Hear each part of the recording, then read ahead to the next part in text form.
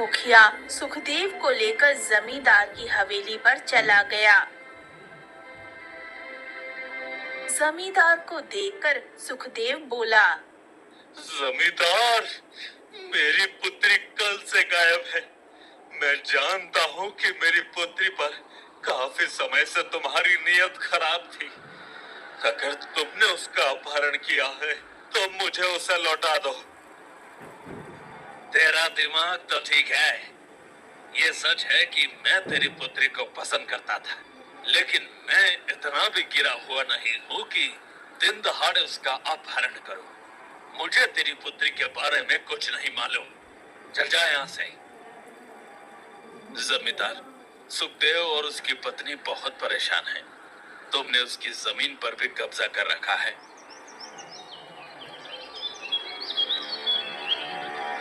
ठीक है, अगर ऐसी बात है तो मैं उसकी जमीन इसे वापस करता हूँ। अब ये अपने खेत में जब चाहे जब खेती कर सकता है। अब तो विश्वास हो गया ना कि तुम्हारी पुत्री मेरे पास नहीं है। सुखदेव दुखी होकर मुखिया के साथ वापस चला गया और अपनी पत्नी से रोते हुए बोला,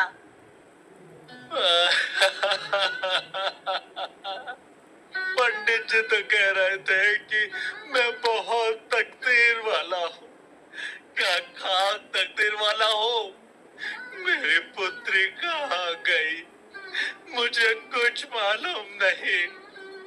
एक वही तो मेरे जीने का आसरा था। विमला भी फूट फूट कर रोने लगी। सुबह के समय जमींदार राधा के कक्ष में जा पहुंचा। राधा डरी हुई आंखों से जमींदार को देख रही थी। लगता है तुम रात भर सोई नहीं। जिस लड़की को पता हो कि कोई उसकी अस्मत लूटने जा रहा है, वो कैसे सो सकती है। तभी वहां बिल्ला आ गया। जमींदार, आपका केशव नगर वाला मित्र रतन सिंह आपसे मिलने आया है। ये सुनकर जमींदार चौंक पड़ा। बिल्ला, उसे बाहर ही बैठा कर रखना, अंदर मत लाना। अगर उसने राधा को देख लिया तो। जमींदार इतना ही कह पाया था कि तभी रतन सिंह वहां पर आ पहुंचा और राधा को फटी हुई आंखों से घूरने लगा। राधा और भी बुरी तरह से डर गई। अरे जमींदार, इतनी सुंदर लड़की तुमने अपने घर में रखी है और मुझे खबर तक नहीं की। अब ये मेरी होने वाली पत्नी है। होने वाली है, लेकिन हुई तो नहीं ना।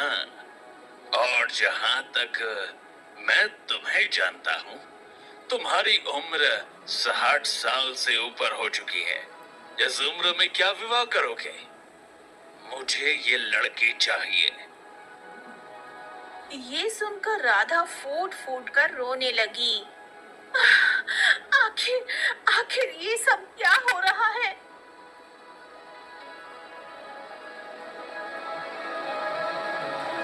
जमींदार बड़ी मुश्किल से रतन को कमरे से बाहर ले गया और दरवाजा बाहर से बंद कर दिया।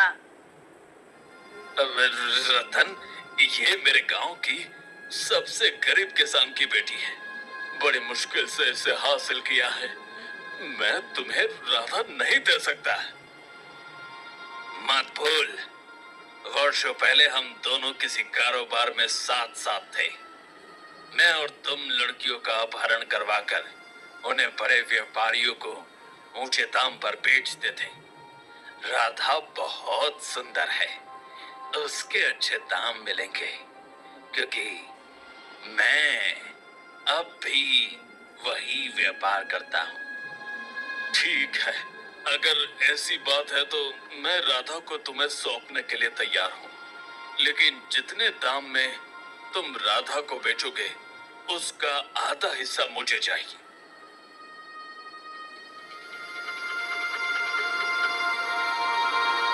दोपहर के समय राधा को भोजन में बेहोशी की दवा दी गई।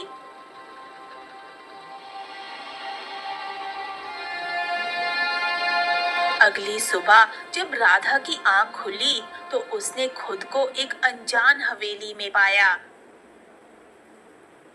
राधा बुरी तरह से चौंक गई। ये ये कौन सी हवेली है? ये तो जमींदार की हवेली नहीं है। तभी वहां पर एक और स्त्री आई जिसकी आंखों में आंसू थे। हाँ, ये तुम्हारे गांव की जमींदार की हवेली नहीं है। ये केशव नगर के सबसे अमीर व्यापारी रतन सिंह की हवेली है। यहाँ पर लड़कियों को अपहरण करके लाया जाता है और दूसरे राज्यों के व्यापारियों को मुंह मांगी कीमत पर बेचा जाता है। यकीनन जमींदार ने रतन सिंह के साथ तुम्हारा सौदा कर दिया है। राधा फूट फूट कर रोने लगी। अब मैं क्या करूं? मेरा तो कोई सहारा भी नहीं है। दूसरी स्त्री ने उसका कंधा थाम लिया। मेरा नाम चंद्रलेखा है। वर्षों पहले मैं अपनी सहेलियों के साथ मेले में गई थी। एक खिलौनों की दुकान पर रुकी थी।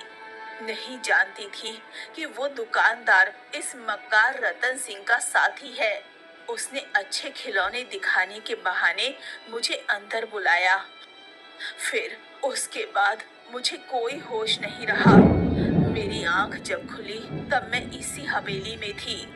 यहाँ पहले से 3 स्त्रियां थी जिन्हें अलग अलग राज्यों के व्यापारी खरीद कर ले गए। अब बस मैं बची थी और अब तुम भी आ गई हो। हो सकता है कुछ दिनों बाद हम दोनों को भी बेच दिया जाएगा।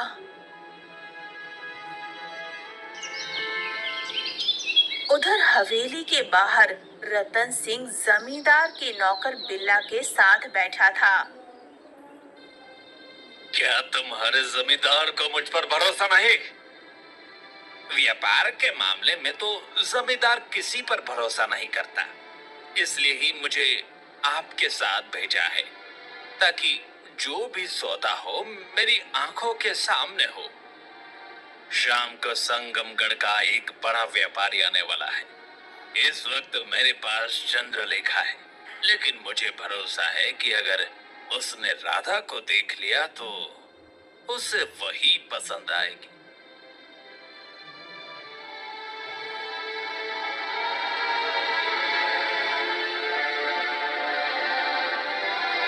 शाम के समय एक सुंदर नौजवान 2 व्यक्तियों के साथ हवेली में दाखिल हुआ।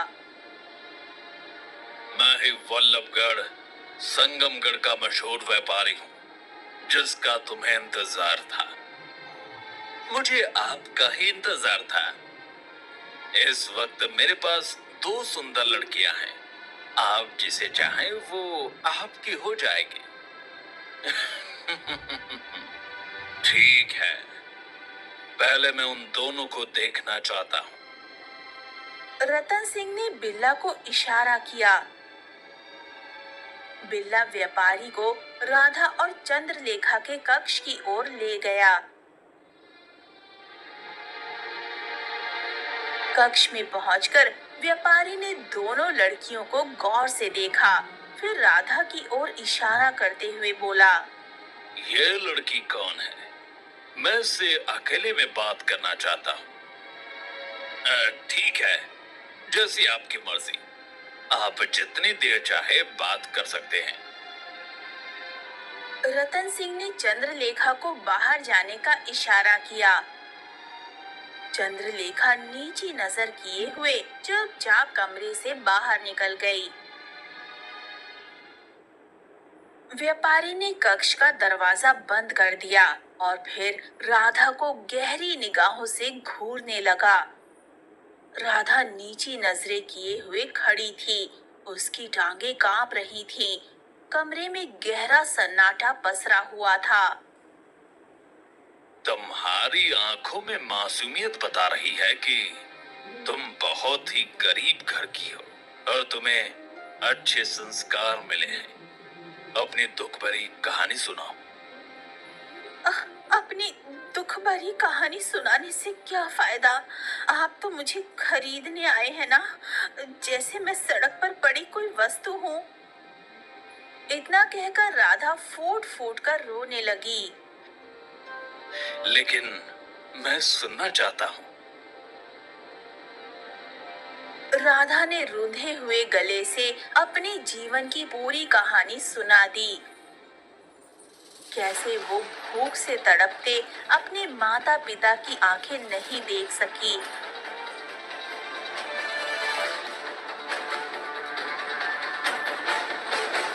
और जमींदार के सामने समर्पण कर दिया।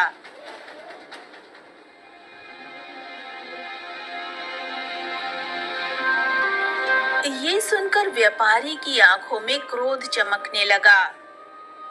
डरो मत, मैं तुम्हें खरीदने नहीं, तुम्हें आजाद कराने आया हूँ। मैं कोई व्यापारी नहीं, बल्कि इस राज्य का राजकुमार आदित्य हूँ, राजा विक्रम का पुत्र। काफी समय से मुझे सूचना मिल रही थी कि सीमावर्ती क्षेत्रों में कुछ बहुत गलत चल रहा है, इसलिए मुझे व्यापारी का वेश धारण कर यहाँ आना पड़ा। ये सुनकर राधा की आंखों से आंसू बहने लगे। राजकुमार आदित्य ने कमरे का किवाड़ खोला। उसके साथ आए दोनों व्यक्ति असल में सैनिक थे। आदित्य ने आंखों से इशारा किया। जाओ और शाही सैनिकों को अंदर ले आओ। दोनों सैनिक तुरंत बाहर निकल गए।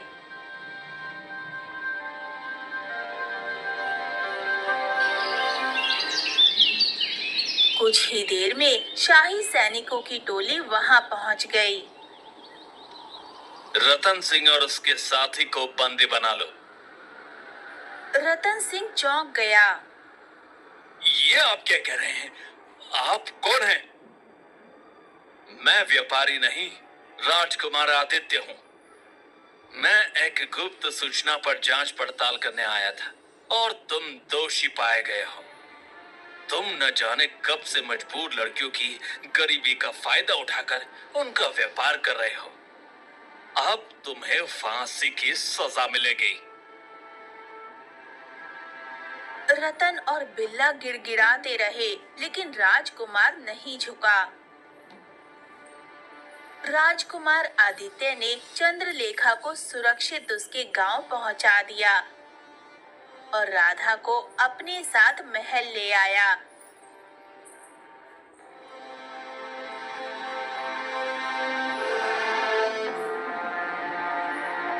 महल पहुंचकर उसने अपने पिता राजा विक्रम और माता रानी रुक्मणी को पूरी घटना बताई। तूने मेरा सीना गर्व से ऊंचा कर दिया है आदित्य। तूने बहुत बड़ा कार्य किया है। राजा विक्रम ने राधा की ओर देखकर कहा। आज से तुम महल में ही रहोगी। सही समय आने पर हम तुम्हें सम्मान पूर्वक तुम्हारे गांव पहुंचाएंगे।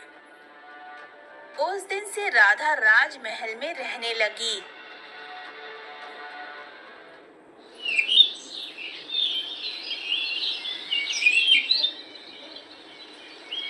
एक दिन राजकुमार आदित्य राधा की ओर देखकर मुस्कुराते हुए बोला। राधा, अगर मैं तुमसे एक बात कहूं तो बुरा तो नहीं मानोगी? कौन सी बात राजकुमार? मैं तुमसे विवाह करना चाहता हूँ। ये सुनकर राधा की आंखों में आंसू आ गए। अगर आप मुझ पर तरस खाकर विवाह करना चाहते हैं, तो उसकी कोई आवश्यकता नहीं। नहीं राधा, जब मैंने तुम्हें पहली बार देखा था, उसी क्षण से मुझे तुमसे प्रेम हो गया था। ये सुनकर राधा मुस्कुरा उठी। राजकुमार आदित्य और राधा का विवाह पूरे राज्य में धूमधाम से संपन्न हुआ। कुछ दिनों बाद राधा राजकुमार आदित्य और शाही सैनिकों के साथ अपने गांव पहुंची। गांव में राधा के पिता सुखदेव और माता विमला ने अपनी बेटी को राजकुमारी के रूप में देखकर आश्चर्य से भर गए। जाओ, उस जमींदार को घसीटते हुए बंदी बनाकर यहाँ ले आओ। कुछ ही देर में सैनिक जमींदार को पकड़कर आदित्य के सामने ले आए। राधा को राजकुमारी के रूप में देखकर जमींदार भय से कांपने लगा। क्या हुआ? ये सोच रहे हो ना कि जिसे तुमने बेच दिया था वो आज राजकुमारी बन चुकी है। तुम्हारा साथी बिल्ला और रतन पहले ही कारागार में है। अब तुम भी वहीं जाओगे और कुछ ही दिनों के बाद तुम्हें फांसी दी जाएगी। मुझे माफ कर दीजिए राधा, मैंने गलती की।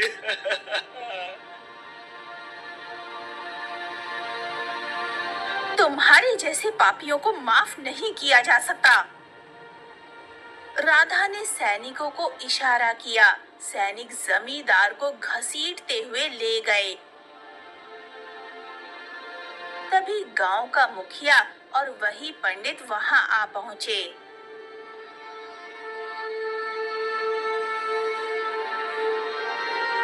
मैंने कहा था ना सुखदेव, तो बहुत तकदीर वाला है।